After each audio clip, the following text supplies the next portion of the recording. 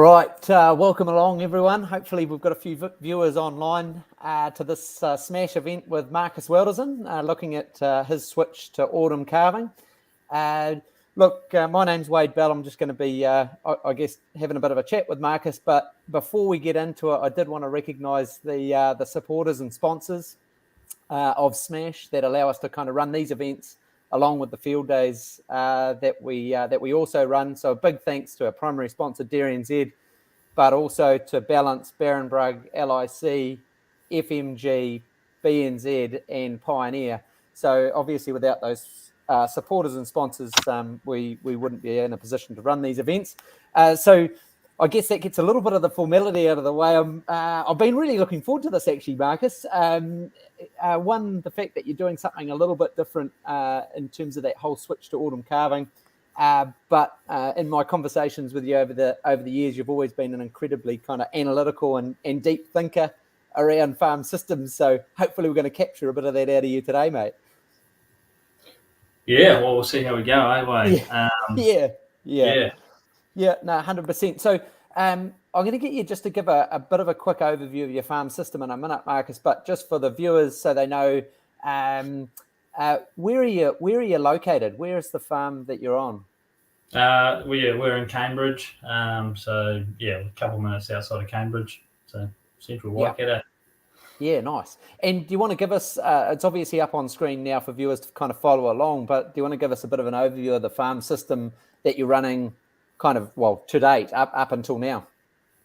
Yeah, so obviously farm systems evolve over time, I guess we've always sort of been sort of that system 3 to 4, but probably about 5 years ago we got some support land as well, so that's pushed us into the system 4 category, because it's seen in these figures as imported feed.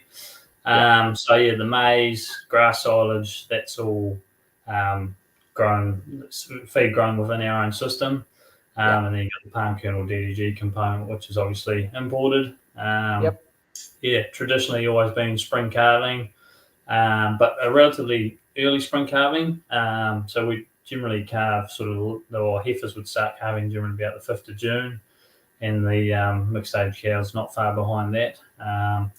I guess we've always, good to place to start as well. We've got feed pad bunkers, all that sort of stuff, covered feed pad. So we've always pushed quite hard, particularly on that early shoulder, to get a lot of milk production through July, August, prior to balance date. And then try to extend lactation at the back end as well with using the infrastructure we've got and all the supplement. And you obviously grow a reasonable amount of feed at home and by way of pasture. Although I think you mentioned earlier when we spoke that for the 22-23 season, it wasn't one of your records by any stretch in terms of the farm performance. Yeah, it was probably a record to forget. It's I think I've been on this farm now. It's a family farm, so I've been back on the farm here since 2013-14. I think was my first season, last season was by far the toughest season to manage and the most trying season to in terms of all the setbacks we had, and basically it came down to the weather, which everyone obviously experienced, but so we had about 1,500 mils in 2022, and about 1,300 mil of that came after May, and then the 22-23 season we had 1,800 mils, and so for dead flat, we're dead flat in the middle of the Waikato. That's not really conducive to running place. So pasture harvest was down by probably almost a tonne and a half on average. We're usually sitting closer to that sort of 14 tonne. But 13.5 tonne, and production per cow per hectare was down as well. So it's a pretty miserable season all round, but box on. Yeah, no, 100%. And one final thing before we move on from the current system, soil type, because that's kind of an important kind of aspect to consider as well around the system change. Yeah, so we've got about 3% of the farm, which is sandy, and the rest is peat. Right. But yeah, the peat is quite shallow, consolidated peat. It's only about 0.5 metre deep. So provided we don't get 1,500 mils of rain in a year, it's really capable of growing a lot of grass. It's good. It's good soil, but yeah, doesn't like level of rain. Oh, it was well tested last season anyway. Yeah. Before we move on to the, your thinking around the change, just to our viewers, if you do have questions as we go, just jump onto the comments on the right-hand side of your screen. Just type the questions in. We will grab them as we go if we haven't covered them at any part in the presentation. So, moving on to the sort of the thinking around the switch to autumn calving. One of the things that struck me, Markus, and I've kind of known a bit about your farm and your system for a number of years, I'd argue from a kind of a profitability point of view, you're in the top kind of probably 5 or 10% range, when you look at your dairy base data. What were the drivers to considering moving to an autumn calving approach when you'd argue that the spring calving was already treating you pretty well from a bottom line profit point of view? Yeah, that's probably fair, Wade. So I guess with all the things we've considered, we think we can get the same or even maintain or lift profitability by what we're looking to do. But obviously that's the theory versus the reality we'll only know in a few years' time. Yeah. I guess there's a few sort of main points there around. You can obviously see in the middle photo there sort of the infrastructure we've got in terms of bunkers, feed pad just off to the right there. So we've been in dairy base for probably about 10 years, and over all the seasons in dairy base, what's been quite evident is the seasons where we've pushed production through utilising supplement, and still obviously having that pasture first focus and making sure we're not causing a substitution issue, where if we use supplements well on the shoulders of the season, we increase our profitability relative to the benchmark group. So that's sort of been a key driver in looking at, well, when we feed supplements, we're profitable doing so. And then the other part of it, I guess, is around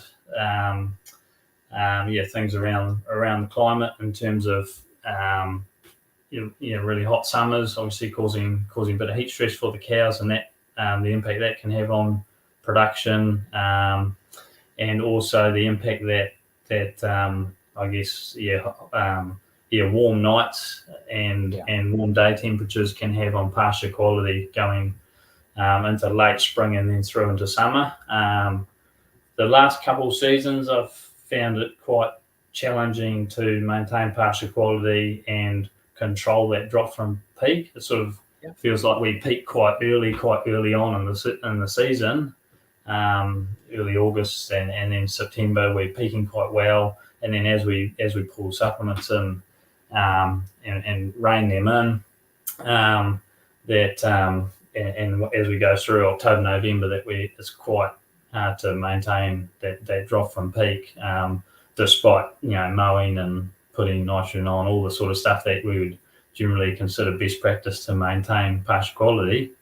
But still it's been a bit disappointing and challenging in that sense. Yeah. So just before we jump on, because you've made some really interesting points around that whole pasture growth and pasture quality, we'll touch on that in a moment. But I see in there, I think viewers will have picked it up.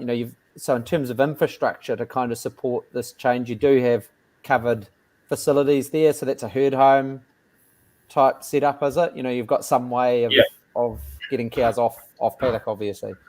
Yeah, so that's just a covered feed pad. The feed pad's probably about 30 years old, and the shelter that's gone over, it's probably 15 or so years old. But yes, it's a concrete feed pad, and then there's another bunker next to the one you can see in the photo there. So there's sort of enough to easily store sort of probably up to 400 tonne of maize silage there. So I guess the big driver or sort of the word that sort of sums it up for me, I guess, is optimization. And like, how can we optimize the infrastructure that we've got, and also the feed inputs that we already have in the system? How can we actually get more out of them? The interesting thing this spring was obviously quite a wet one coming off the back of last season, and the winter break when the cows were dry was much tougher than when we started calving in sort of late June. As soon as we started calving and we started feeding cows on the feed pad, we had a lot more control of the system, control of cow inputs, but also importantly, we did a lot less pugging after we started calving, because the cows were spending, I guess, more time on the feed pad and fed better, so they weren't sort of walking around the paddock as a dry cow. So that sort of gave us confidence a bit, I guess, as well, because this was the hardest sort of winter we've dealt with in years. And when we had those cows milking and on the feed pad, the stress levels went down significantly. So it's actually really interesting, Marcus, because you and I spoke about this, I don't know, maybe 6 months ago, and I was kind of half expecting when we had another chat in the spring that you might have been a little bit put off, but in fact you're almost a little bit the other way around, where it kind of reaffirmed to you that you're on the right track with what you were thinking. Yeah, definitely. We just felt, like I said, and more control of the whole system once we're using the infrastructure that we've got. Yeah. So coming back to the pasture curve, and you've touched on it a couple of times around pasture quality. I did want to pick up on that. Do you want to kind of talk to your thought process around? And I've put this up. This data has come from Ruakura, which is probably, I don't know, 10, 20 k's down the road from where you are. It's probably pretty representative of the kind of the highs, the lows, and the average. We've seen in the last 8 or 10 years. But do you want to kind of just talk to what you mean by variability, and we also you also touched on quality at different times of the year and the importance of that with your decision to move to autumn calving? Yeah, so I guess and everyone's sort of aware of it. Probably anyone who's farming in the North Island without irrigation is from sort of December onwards, or probably more so January onwards, and that's illustrated really well in that graph there. Is it's anyone's guess as to what sort of summer we get, and so we can go into drought quite early, and it's obviously going to really slow growth rates down. Or conversely, we can have a cracker summer like we did last summer, where we had plenty of moisture. But we also, at that time of year, if we have lots of moisture, it's generally very humid, and the quality that we grow through that period is challenged. Whereas obviously there's, as you can see on the graph there as well, there's a lot less variability in growth rates from basically from June through to December. And importantly, my theory is that, and that's, I guess, backed up by the next slide, but we have much less variability in ME. So we're sort of thinking, I guess, trying to match our lactation curve more to the ME curve of the grass rather than to the, I guess, out and out, like kg dry matter or tons grown later on in the summer when quality is challenged. Yeah, so and I've put this graph up for people to see, and I want to recognise the source of where it's come from first. So Open Country have been doing some pasture analysis for what's over 10 years now. I think that graph starts back in 2010. The top graph is ME, so obviously feed quality, and the one underneath it in the green is the crude protein, and just essentially the cyclical trend that we see. And I think this graph here kind of speaks exactly to what you're talking about there, Marcus, the challenge you get year on year in the summer with feed quality and to a slightly lesser extent, maybe crude protein. Yeah, I think, ME more so than crude protein. But interestingly, they do sort of mirror each other, to be fair. But you can see there pretty much it's like January, February every year without fail. That's our lowest point where we get down towards like 10.5 ME. And so that's obviously a period of the time of the year, January, February, where obviously ME is dropping, it's getting hotter. The cows can't really be bothered, really, can they? It's too hot for them. You've got the fly issue starting to kick in and probably the upper North Island. But yeah, the ME part of it is huge for me because, if we're going to be feeding supplements to the cows, it's nice. I guess the theory is if we can complement the supplements we're feeding with higher quality pasture, because essentially through sort of February, March, April, late lactation for us in a spring calving system, the level of supplement we put in to the cows to maintain production, build pasture cover going into winter, and build or maintain condition score is similar to what we budget that we'll have to sort of put in winter. Similar with like probably like 10% more over winter, but we think it'll be matched with better quality pasture, so we will that the lactation production will be better for it. Yeah. So are you looking to change the mix of so you talked right at the start, so you're largely reliant on palm kernel, maize, grass silage. In the planning that you've done, because I know you've done a heap and particularly in feed budgeting, I know you've done a lot of work in that space to try and kind of look at, when and how large the feed surpluses and deficits are. Does it change, A, the amount of feed that you're going to need to feed in total, and B, the types of feeds? Is there going to be much of a shift in either of those? Yeah, not massively, to be honest, Wade. And a couple of reasons for that. I guess one of the reasons is, I guess, where we're looking to pitch our autumn calving date, which I know most people are probably autumn calving sort of mid-Marchish. Would that be about right? We're going to start a little bit earlier in the first one, but then probably the ultimate goal is to push that back to align more with sort of the autumn flush period after that summer dry.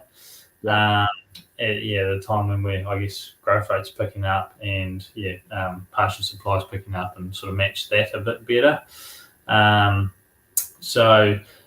doing that, I guess we historically in the spring calving system through February, March, April, we would feed a higher concentration, I guess, of DEG to keep the protein going into them.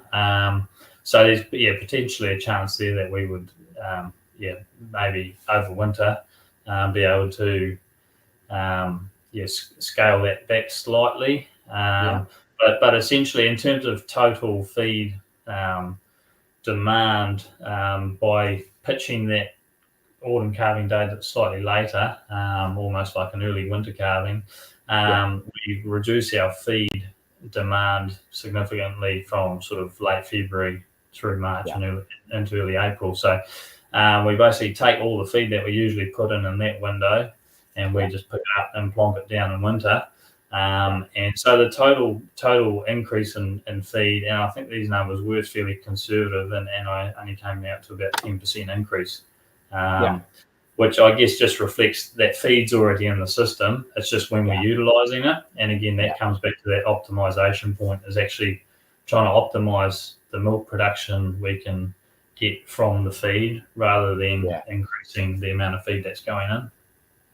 And I think your point, Marcus, too, around you're looking to put those feeds in that complement a higher pasture quality at the time, and arguably leading into an even higher. So going out of the winter and into the spring, just continually leading into higher and higher pasture quality as the lactation kind of progresses. Yeah, that's right. And that other point around, I guess, cows' comfortable operating temperature.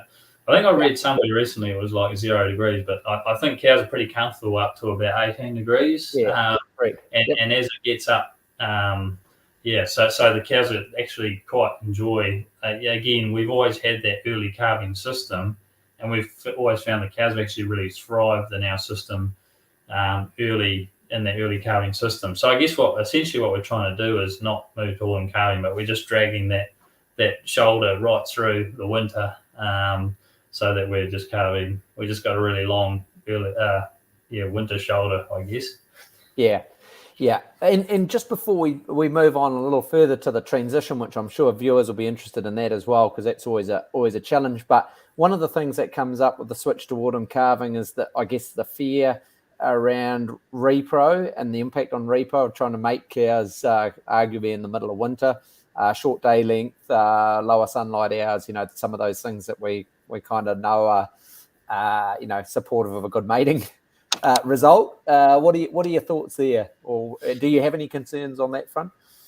It's one on the list of cons. That's one of them for the system change. It's something that we're wary of, but not. I guess again the proof will be in the pudding.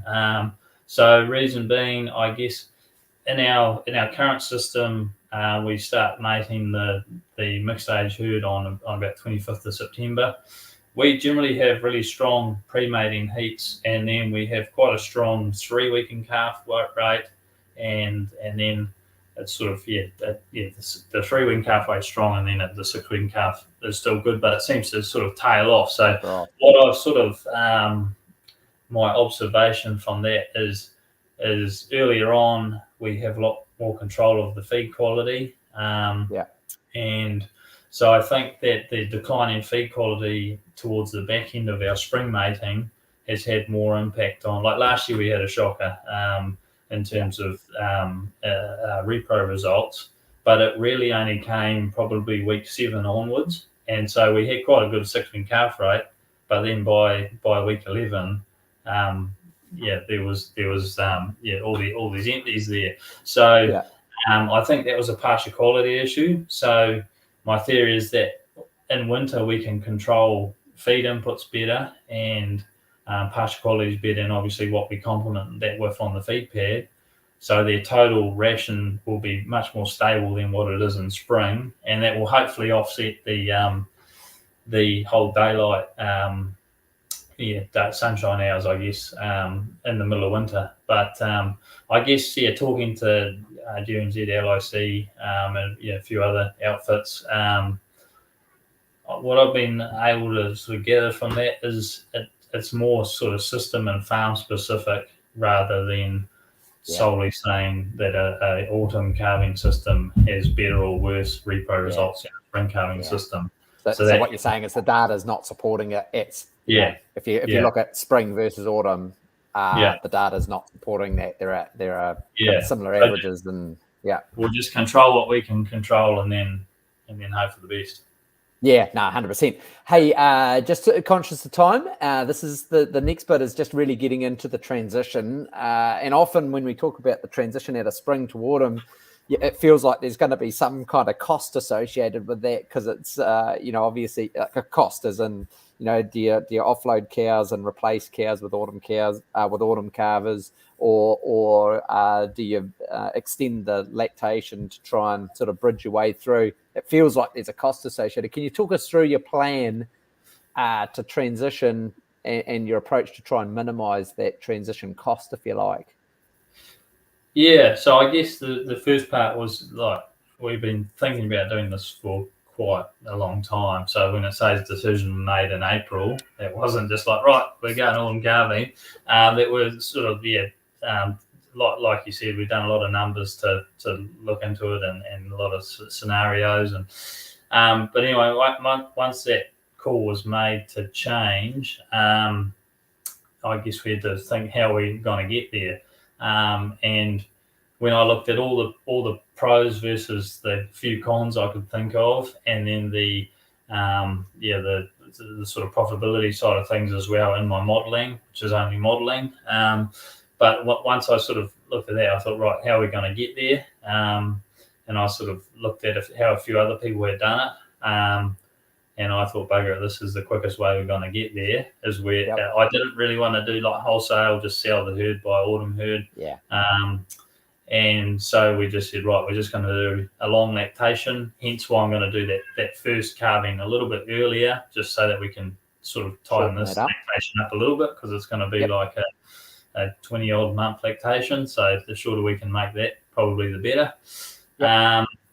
So we, like I said, we had a pretty high empty rate last year. So we ended up keeping a few mixed age empty cows and sent them off to a mate's place because I wasn't milking through winter. They got milked once a day through winter. And then I also had a few dry carryovers on farm. And so we kept about 25 cows all up. And then we brought those mixed age in milk cows back from the mate's place. And they came back into our system, got back into the feed pad system, and importantly went back on twice a day. But as soon as they came home early July, we started mating them. So we mated about 25 cows. And then initially the intention was to actually mate our yearlings. Instead of mating them at 15 months, we're going to mate them sort of 12, 13 months.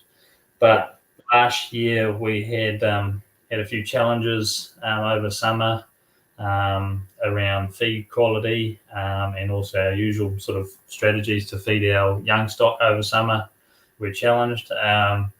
So we didn't quite hit the target growth rates that we usually would. They were about 10% behind where we usually would be on the 1st of May. So we decided they were going to be too light to actually make them that early, and we were going to put pressure on, like lifetime pressure on them. They'd be behind from the start, calving at a low. So we made the call. It was a bit of a tough call because they're a nice line of heifers, but we made the call that we're just going to get them in calf, sell them in the spring market, and we're going to basically replace them with autumn in calf cows. So looking to calf down about 80 cows in sort of autumn 2024. And so then the remaining sort of probably about 210-ish cows will be milked then right through. And we'll make the whole herd together in, what's that, sort of June 2024. 2024. And then by Christmas 2024, early 2025, we'll probably be just about ready for a break. And then, so effectively we'll dry the whole lot off in February 2025. So those cows would have been milking for, like I said, about 19, 20 months. And then first whole herd autumn calving will be April 2025, roughly. So essentially, in summary, your rising 2-year-olds mated this spring will be sold for essentially towards the end of the season and replaced with some autumn calving cows. And you'll match them up with the empties. Which was sort of a big call because we got a closed herd, so it was one of those trade-offs that you sort of, but we sort of felt, like I said, it wasn't an option to make them early because they were behind on where they usually would be. But I think there's a note there as well. We kept 45 really early born replacements from this calving, spring calving.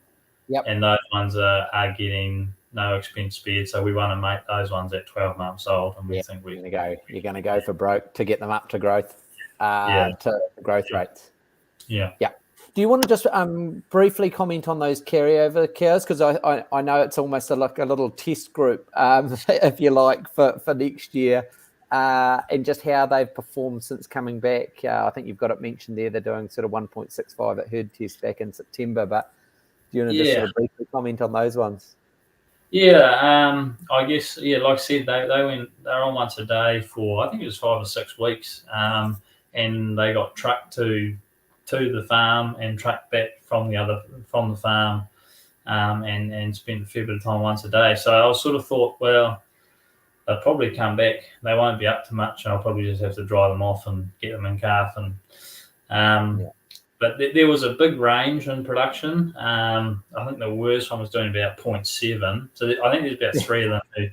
But like I said, these ones have been on once a day, plus one of them had mastitis as well over that winter period. So, but there was cows in there still doing like 2.3 solids as well. So Wow. at an average of 165, it's sort of a test within a bigger test, and it was quite encouraging to see that's what they can do. And if we don't truck them around the countryside and don't put them on once a day, once that feed quality improves coming out of autumn and then winter and into spring, that clearly these cows are actually capable of actually producing quite well still through into the next lactation. So how has that come through then in your sort of production targets for next season? Because next season we'll have the carryovers, you'll have some freshly calved cows, you'll have carryover cows. Where have you kind of set your production expectations relative to what you've done in the past for that second season? I'm calling it a second season, but your carryover season. Yeah, it'll be down significantly. Well, when I say significantly, so basically, like in terms of the cash flow consideration, you're talking about the cost of transition before. In season one of the long lactation, what we're in now, I guess we've got a couple of reduced expenses there around, particularly around sort of breeding expenses, and also dry cow therapy in autumn as we're not drying cows off. So those are fairly substantial savings in the lower payout climate. I guess all up that probably sort of 20-25 grand there, just in those couple categories. And then we'll have because we were going for the long lactation and we knew we were doing that from the start of the season, we did contract a little bit extra feed because we knew that was coming. So we're going to feed them pretty well through summer and autumn. So anticipating a bit higher milk production in autumn as we're not trying to wind the cows down towards dry off. And then over winter, there's probably easy 30k solids just in that period where we usually have the cows dry. So we sort of the early part of the whole transition is sort of quite cash flow positive, really, because there's more production and a couple less expenses. I guess and this is what we're already planning for now in terms of cash flow, is down the line. Obviously, we'll have retros and sort of August, September, October next year. So that period will be good. It'll probably be from November onwards next year where we start to see quite a bit lower milk flow then, because it'll be probably about a third of the herd will have calved fresh in autumn, and there'll be two-thirds there that will be long lactation animals. I actually I don't have this off the top of my head, but it'll be probably 150-ish solids a day less through that period. So that's obviously quite material. And then when we dry the cows off in sort of January, February 2025, there's obviously a period there where we're usually producing anywhere between sort of 12 and 15,000 solids a month through that period. So that period there is when we'll have no milk flow and no retros, and so we've just got to plan for that, I guess. Be aware of that. Yeah. So you're certainly going to see a cash flow shift, or in terms of the timing of when surplus and when there might be some pressure on cash flow, but hopefully the net result between the seasons and then over the whole transition period will fingers crossed, with the plans you've got in place, be relatively similar in the long run. Yeah, I think in the long run, like I said, short term it's good. Medium term will be a bit more challenging, but I certainly think across that whole period, if you go right out to sort of June 2025, it'll sort of all average out. But just a bit of different in terms of our usual cash flow, what that looks like. Nice one. Hey, look, it might be a good place to sort of wrap things up here. I think you've given an awesome snapshot to viewers to get a little glimpse in terms of what you're dealing with now. Some of your thought process in terms of why you'd want to change, and just how you're going about the transition. You did mention way back at the start, a lot of the thinking was around just trying to optimize the resources that you've got available to you. So that's kind of the next phase, and challenging yourself to do that. So And I think one of the things I've admired with you, Marcus, is you've got you put a massive amount of thought and planning into these things. So you've got right at the top of the screen there that a decision was made to transition, but a heap of planning and preparation was done well prior to that date. And I've seen some of your feed budgets and your thoughts around doing that. So I just really want to say thanks for putting yourself out there online and having a bit of a chat. Really appreciate that. And perhaps at some stage in the future, once it's all settled down, we might be able to come and have a look and bring a few farmers to sort of check out how it's all played out in reality. Yeah, no worries, Wade. It's going to be interesting. Obviously, autumn calving is nothing new. There's heaps of people out there doing it. I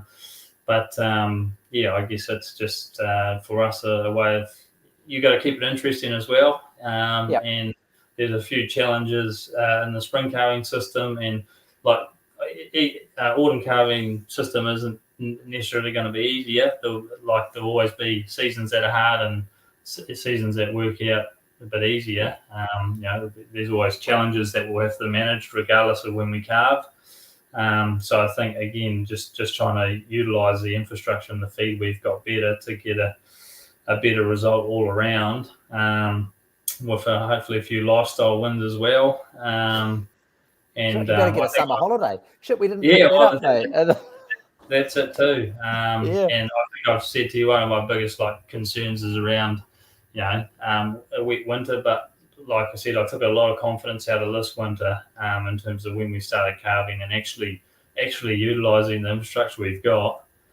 We were in a lot more control than over the winter break when the cows were dry, and we weren't actually pulling the levers that we had available to us. So nothing new, but it will be an interesting transition and see how we go.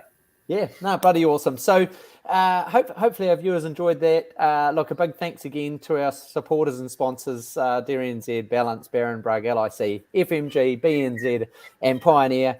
Hope you enjoyed that, and keep an eye on future Smash events that are coming up over the next few months. Look forward to you guys joining us again. Thanks very much. Thanks, Marcus. Cheers, Wade.